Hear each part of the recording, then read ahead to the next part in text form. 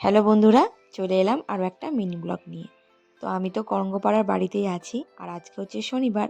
আর আজকেও আমাদের ব্যাংক বন্ধ ছিল, মানে ছুটি ছিল। তো আমি বেশ অনেকটা দেরি করে আজ ঘুম থেকে করেছি। আজকে মনে হয় অনেক দিন, মানে অনেক মাস বলতে পারো, যে পর আমি এতটা দেরি করে ঘুম থেকে করেছি। উঠেই বোনের সাথে বসে বসে গল্প করছিলাম চা খেতে খেতে।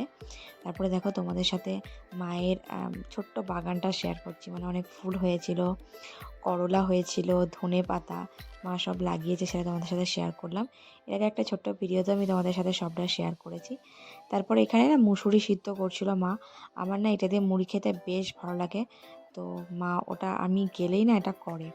তারপরে দেখো, যেহেতু আমি আছি করঙ্গপাড়ায় আর বোনও এসেছে, তা মানে হেয়ার মাসাজটা না নিলে হয় বোনের থেকে।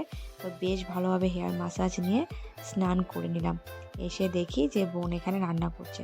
ও কিন্তু রান্না করতে ভালোবাসে, আমি যেমন খুব একটা রান্না করতে ভালোবাসি না, কিন্তু বোন কিন্তু রান্না করতে বেশ ভালোবাসে। আর দেখো, একটা ড্রিঙ্কস বানিয়েছি। কি কি দিয়ে বানিয়েছি না তোমাদের সাথে একটা আলাদা ভিডিওতে শেয়ার করব, ঠিক আছে। আর লাঞ্চ করতে বসে গেছি। আর মা না আজকে হাঁসের ডিম করেছিল, আমার হাঁসের ডিম খেতে বেশ ভালো লাগে। আর তার সাথে যে ছোটো মাছের টক, সেটাও কিন্তু খুব ভালো লাগে। এখন রোদে বসে বসে আমলকির আচার খাচ্ছি, যেটা মা বাড়িতে বানিয়েছিল। এটা কিন্তু রাতুরিয়ার বাড়িতেও দিয়েছে, আমি ওখানেও কিন্তু খাচ্ছিলাম। বিকেল বেলায় আমি পাড়াতে ফুচকা এসেছিলো, এখন ফুচকা খাচ্ছি।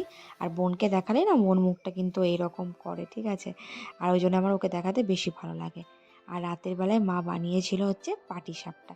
অনেকদিন থেকে খাবো খাবো করছিলাম, বোনও খাবে বলছিল, তাই মা আজকে পাটিসাপটা বানিয়েছে।